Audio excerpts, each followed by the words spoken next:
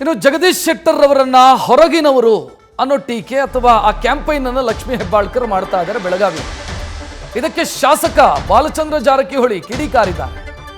ಶೆಟ್ಟರ್ ಬೆಳಗಾವಿಯವರಲ್ಲ, ಹುಬ್ಬಳ್ಳಿಯವರು ಅಂತ ಬಾಲಚಂದ್ರ ಅವರು ಹೇಳೋದ್ ಜೊತೆಗೆ ಅವರ ಅಡ್ರೆಸ್ ಎಲ್ಲಿ ಅಂತ ಕಾಂಗ್ರೆಸ್ ನಾಯಕರು ಪ್ರಶ್ನೆ ಮಾಡ್ತಾ ಇದ್ದಾರೆ.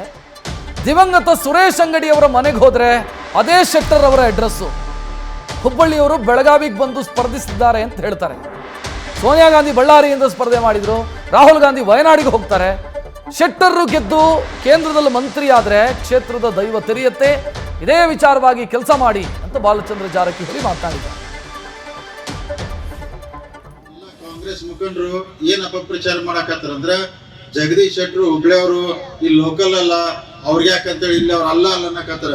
ಅದಕ್ಕೆ ಅವ್ರ ಅಡ್ರೆಸ್ ಎಲ್ಲಿ ಹುಡುಕುದ ಅನ್ನಕತ್ತಾರ. ಅದಕ್ಕೆ ನಾ ಹೇಳಿ ಮನೆ ಬೆಳಗಾವದಾಗ ಜಗದೀಶ್ ಶೆಟ್ಟಿ ಅವ್ರ ಅಡ್ರೆಸ್ ಬೇಕಂದ್ರೆ ಸುರೇಶ್ ಅಂಗಡಿ ಅವ್ರ ಮನೆಗೆ ಹೋದ್ರೆ ಅದ ಅವ್ರ ಅಡ್ರೆಸ್. ನೀವಂದ್ರೆ ಮಂದಿ ಹೇಳಕ್ ಕಲಿಬೇಕು. ಬೆಳಗಾವದಾಗ ಸುರೇಶ್ ಅಂಗಡಿ ಅವ್ರ ಏನ್ ಮನೆ ಐತಿ ಅದ ಅವ್ರ ಅಡ್ರೆಸ್ಸು. ಇನ್ನು ಜಗದೀಶ್ ಶೆಟ್ಟಿ ಬೆಳಗಾವ್ ಬಂದ್ ನಿಲ್ತಾರ ಅಂತ ಹೇಳ್ತಾರೆ. ನಿಮ್ಗೊಂದು ವಿಷಯ ಐತನ 1999 ಒಳಗೆ ಸೋನಿಯಾ ಗಾಂಧಿ ಅವ್ರು ಬಂದು ಬಳ್ಳಾರಿಗೆ ನಿಂತಾರೆ. ಈಗ ಹೋಗಿ ರಾಹುಲ್ ಗಾಂಧಿ ಕೇರಳ ವಯನಾಡಕ್ ನಿಲ್ತಾರ. ಅವ್ರಿಗೆ ಬೇಕಾದ್ರೆ ನಿಲ್ಲಕ್ ನಡೀತೈತೆ. ನಮ್ಮವ್ರು ಬಿಜೆಪಿ ಅವ್ರು ನಿಂತಾರೆ ಅವ್ರಿಗೆ ಏನ್ ತ್ರಾಸ ಆಗ್ತೈತೆ ಕಾಂಗ್ರೆಸ್ ಅವ್ರಿಗೆ.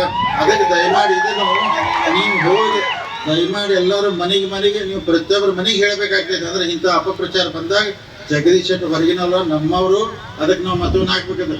ಈಗ ನಿಮ್ಮೆಲ್ಲರಿಗೂ ಒಂದೇ ವಿನಂತಿ ಮಾಡ್ಕೋತಾನೆ, ನೀವೆಲ್ಲ ಪೇಪರ್ದಾಗ ಟಿವಿಯಾಗ ಸರ್ವೆ ನೋಡತ್ತೀರಿ. ಭಾರತೀಯ ಜನತಾ ಪಾರ್ಟಿ NDA ಎಷ್ಟು ಬರ್ತಾವಂದ್ರೆ ನೀವೆಲ್ಲ ನ್ಯಾಷನಲ್ ಎಲ್ಲ ಟಿವಿ ನೋಡ್ತೀರಿ, ಮೊಬೈಲ್ದಲ್ಲಿ ನೋಡ್ತೀರಿ. ಎಲ್ಲರೇನು ಹೇಳ್ತಾರೆ ಅಂದ್ರೆ ಈ ಸಲ BJP 370-400 ಸೀಟ್ ಬರ್ತಾವ. ಈಗಾಗಲೇ ಒಂಥರ ಡಿಕ್ಲೇರ್ ಮಾಡಿದ್ರೆ ಸರ್ವೆದಾಗ.